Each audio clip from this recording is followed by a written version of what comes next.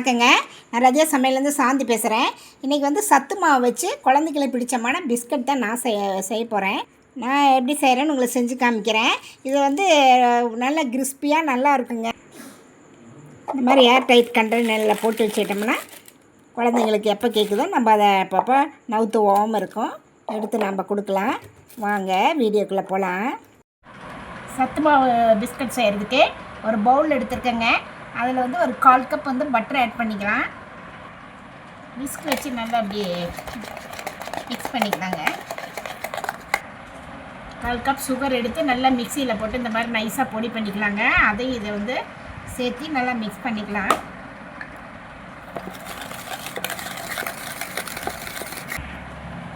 அதனால் நல்லா இந்த மாதிரி ஃப்ளஃபியாக வர்ற வரைக்கும் நல்லா இப்படி வந்து மிக்ஸ் பண்ணி வைக்கணும்.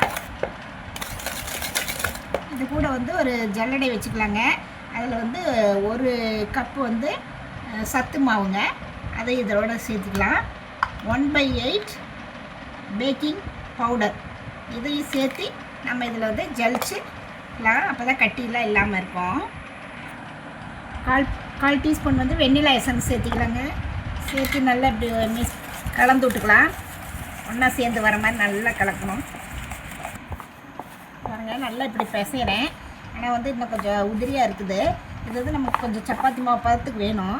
அதனால் பால் வந்து சும்மா 1 ஸ்பூன் ஆட் பண்ணிக்கலாம். பத்தலைனா கூட கொஞ்சம் மறுபடியும் ஆட் பண்ணிக்கலாம். பாருங்கள், நல்லா இந்த மாதிரி பதத்துக்கு நம்ம வந்து நல்லா பிசைஞ்சு நல்லா இப்படி உருட்டி வச்சுக்கலாம். இதுக்கு வந்து 4 ஸ்பூன் வந்து மில்க் தேவைப்பட்டுச்சு. அது போட்டு நல்லா பிசைஞ்சு வச்சாச்சு. நல்லா உருட்டிக்கலாம். பாருங்கள், இந்த மாதிரி நல்லா உருட்டிக்கலாங்க. உருட்டி இந்த மாதிரி நம்ம வந்து கட்லெட் மாதிரி செய்வோம்னா அந்த மாதிரி ஃப்ளாட்டாக இப்படி தட்டிக்கலாம்.